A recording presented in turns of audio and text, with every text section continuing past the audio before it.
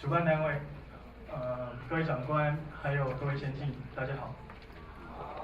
我是台湾战力突破股份有限公司代表柯仲宇。今天很荣幸能够到这样的一个场地，能够透过这样一个机会来分享我们的一些经验。那么也希望说我们这样的一个经验是能够真的对各位在数位课程的制作上是有一些帮助跟贡献的。那因为时间的关系，我们紧接着就开始来进行我的简报内容。其实就我们的经验，如果以商用的一个 e-learning 哦，它到底应该符合到哪一些的要素哦？有时候其实我们会知道说，老师在讲的时候，我们在看这样的一个 content 的时候，讲师的说明是不是很能够去理解哦？他是不是有能够传达一些感性的一些情报？哦，所谓感性情报是什么？就是他可能不是讲话都是一直线的这样过去哦，而是他能够有一些表情上或者是语言上，他是能够达到跟学员之间心灵层次上的一些互动哦。还有讲师他的个人的特质是什么？以及我今天在看这个 content 的时候，我是不是能够感受到老师的存在感，或者是我只是在看教材而已哦？那包括老师的 know-how 以及他自己本身的教学的一个技巧。那在教材的部分哦，包括了他的整个课程的一个 schedule， 还有他的整个教材的内容，还有他所提及的一些理论情报。因为我们会比较去分析说，他今天所提供的 content 到底是适合哪些这些人的。如果今天他所教授的是比较扎实的一些学士的一些课程的时候，那我们就必须要了解说，这些学员他是不是已经有具备了一些基础的一些相关的一些知识？如果没有的话，那老师他在所做的一些的情报资讯的传达整理的时候，他是不是要把他所说的话应该更普遍的一些用生活化的方式来去做传达，这样才不会造成在授课的时候资讯不对称的一个部分。那再过来还有包括当然是主要沟通啊，是不是还有提供一些测验啊，那还有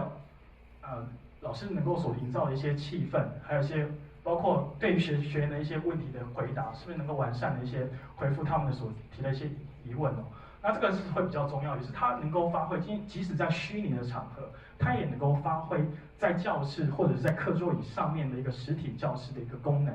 然后在最重要的一个就是学习动力的持续性。今天我先上了这样一个课程之后，尤其我今天回去之后，就整个都在结束。就像我们现在在做教育训练，其实我们一直在思考很多的教育训练，其实就是我今天上了一个课之后，回去之后，上完之后其实就结束。那真的你能不能活用这样的技术？其实我们也不会去管你，就是可能自己去靠你自己去发挥。可是我们觉得其实教育训练它不是只有到这样的一个结束，它其实是一个永续的一个方式，它是不需要刺激学员，他必须要有一个持续去学习的动力，是不是能够将这样一个知识重新的去反复应用在自己的生活上或者是职场上？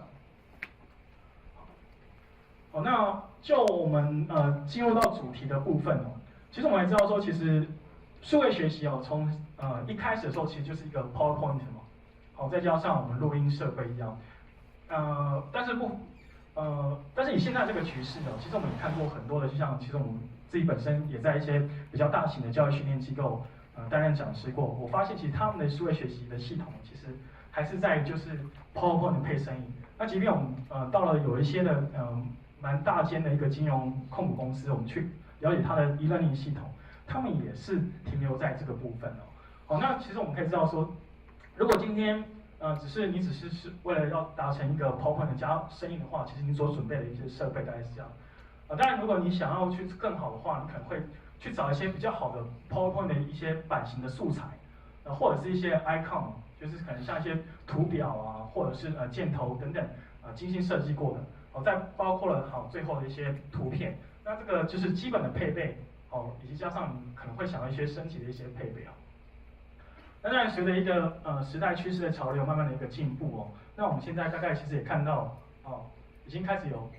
一些的数位的影像的一个画面的一个出来。那像这个有可能是用 webcam， 然后跟一个讲设设备。那这个其实我们实际的一个我们帮某间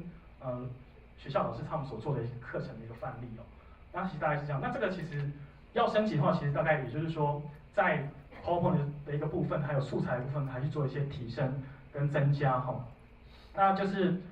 在图表的部分，我们会尽力的包括他们怎么样去提供怎么样的素材让他们去美化，包括了提供一些比较高级的一些素材，像像这位老师他讲的是关于商圈的一些生活，那其实我们就可能帮他收集一些像日本的一些商圈他们的一些经营的图片，然后搭配他的专案，那其实让他整个课程的一个品质跟价值可能都会进而来去做一个提升哦。好，那这个就是现场的一个部分。那现场的部分可能是除了我们大概摄影机啊，当然包括了一些影音的软体，包括了如何，像我们知道，其实现场我们遇到最大的困难可能就是一些杂音嘛，可能会有现场的录到现场一些杂音。那其实我们知道，有些的软体他们其实是可以做一些那个声音的波纹去做一些分离的哦。那其实我们一直在来到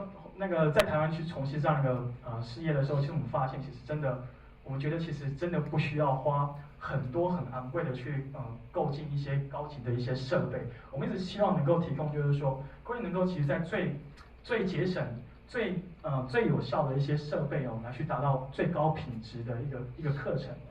好，那其实还有包括料理的部分哦。那料理的部分，它可能就是会比较不一样，它可能会需要用到2台摄影机，因为它会有镜头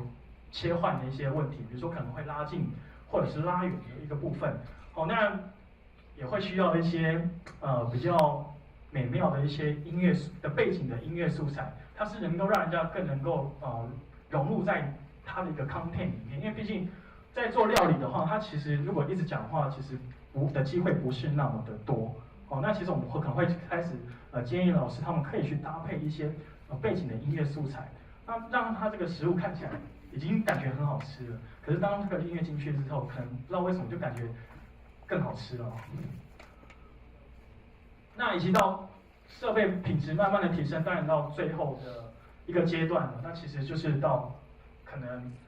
会搭配到一些CG 背景素材的一个部分。那这个其实单纯就是用一个摄影机，那这个其实是这种日本那边其实有在做这样的业务，它其实就像老师在这里，然后把所有的一个CG 的素材或者是可能 PowerPoint 经过设计之后，把它做一个组合。那这个其实就是一个绿色屏幕，还有包括光源的一些的应用。那其实这个更高级的话，就是只是去选择去购买一些比较高级的CG 的一些素材。所以有时候各位在解说，其实看到像这种的好像非常的豪华，但其实它制作的一个功夫其实真的并不是那么的困难哦。如果各位其实有去了解市面上的一些软体，其实可以知道说，其实今天我们可以用很低的一个设备的方式其实我们可以打造出像这样子一个比较高品质的一个数位的课程。当然，其实还有一种方式就是直接去找摄影棚，那其实他们这边有一整套的完整的服务，可以帮各位来去解决录制上的问题。那他这边当然也会有比较有专业的一些技术人员的一些存在。那所以其实我们可以看到，从下面一直到上面，其实我们如果今天要做一个数位课程的 content 的话，其实我们可以有很多种的选择方式。但重点就是必须要了解到各位的目的是什么，要做出什么样的一个 content 出来，让人家知道说，要表达出什么样的一个品质出来。那我们知道是现在的一个模课式的部分，其实大概应该会属于比较高级的这一种的一个模式哦。那顺便一提，这个其实就是我们日本我们大学自己的一个摄影棚的一个部分。那其实它也包含，它不光只是制作我们数位课程的 content 它其实也包括我们自己卫星电视台的一些节目的一些放送。那大前它固定会邀请一些企业家，然后跟他做一些像思科啊这些经营者，跟他们做一些对谈然后来去做一个全国放送。